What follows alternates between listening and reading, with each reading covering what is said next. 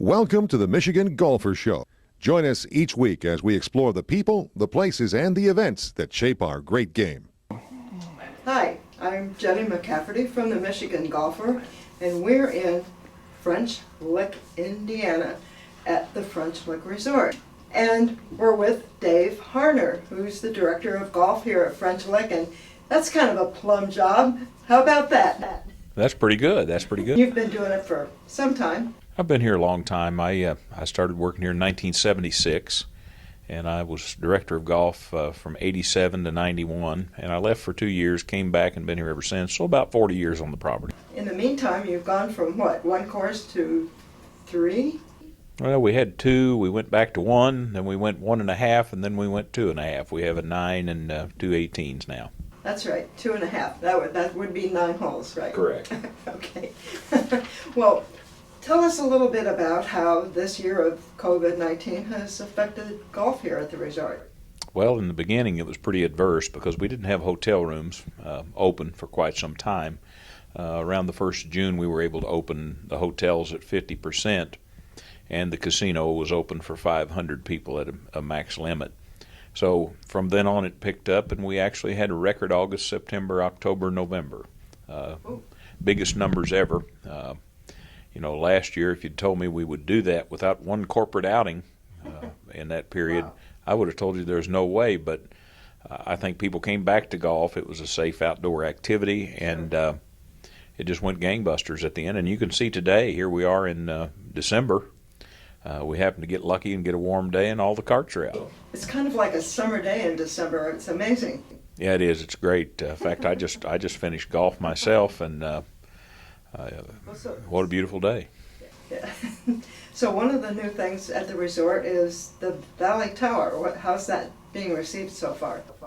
Good. Of course, we're, like I said, 50% occupancy in the whole hotel. So the Valley Tower is more of a modern product, more of a new upscale suite product that's looks nothing like the West Baden and nothing like the French Lick. We're staying there, so we can attest to that. Yeah, you'll enjoy it. Be sure to check out the sports bar there. They have some great food. So I guess one of the things that happened was no tournaments. No tournaments this year. No, we'll go back next year, and we'll have the Senior LPGA and the Donald Ross Classic Symetra Tour, as well as the Alice Dye Women's Invitational. Okay. So everything's back to normal, hopefully, by then. Yes, we're looking forward to that. What's great, we also have, at our Alice Dye tournament, we always try to have a guest speaker or a fun activity for the ladies because it's a social event as much as a golf event. And we have Kathy Whitworth coming next August to be part of the event and to speak at our banquet on Sunday night. So that'll be a lot of fun to hear her talk. She probably played in some of those Legends tournaments, did she? No, she was kind of past that by the time they established, but she's been a big supporter of the Legends and great ambassador to the game. I mean, she's got some great stories, and she's the winningest professional golfer in history. Yeah, I remember seeing her at some point. She's got charisma to spare. She does. She tells a great story about her first set of golf clubs that her mom bought her with S&H green stamps, and years later she won the S&H Classic, and she was able to pay her mom back the green stamps that she borrowed to buy the golf clubs.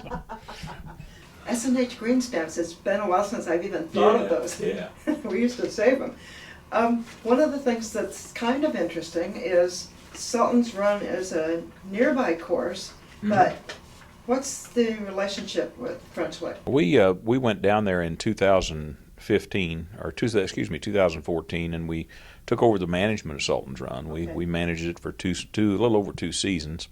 Got the place back on its feet, and put a lot of good staff in place there. And then now we have just a partnership wherein we send golf groups there.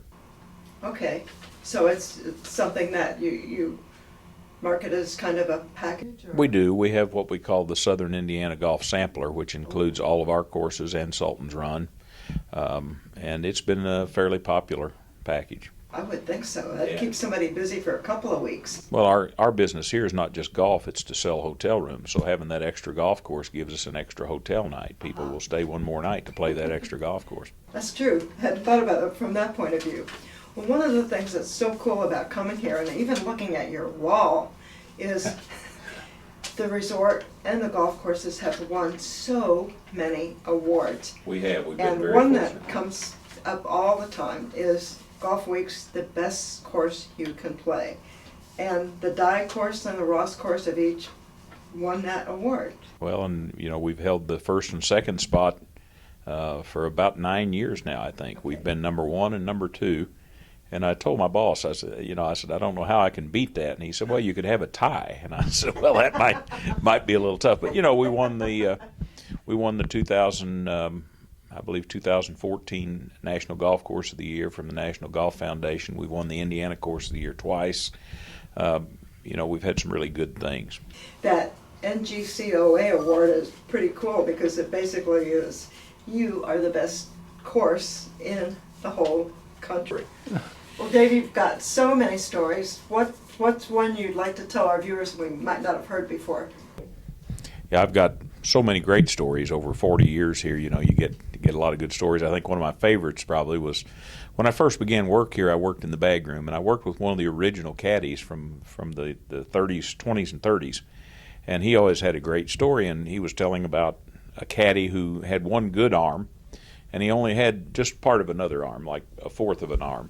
But still, he would hold that up, and he would carry double around the course, and was sort of a sought-after caddy. But he had a little drinking issue, and he said one Sunday morning after this caddy had evidently had a hard Saturday night, they were on the 5th hole, and he was over on the 12th, and he heard a commotion, and he looked, and the fellow's name was Jack, One-Arm Jack they call him, and he was tumbling down the hill on the 5th hole, end over end and side over side, and he said you could hear him yelling and screaming, and when he got to the bottom, he stopped, and he still had both golf bags. Now that's a skilled caddy. Well, Dave, we'll have to talk again to get some more stories, but thank you so much for talking with us today. Thank you.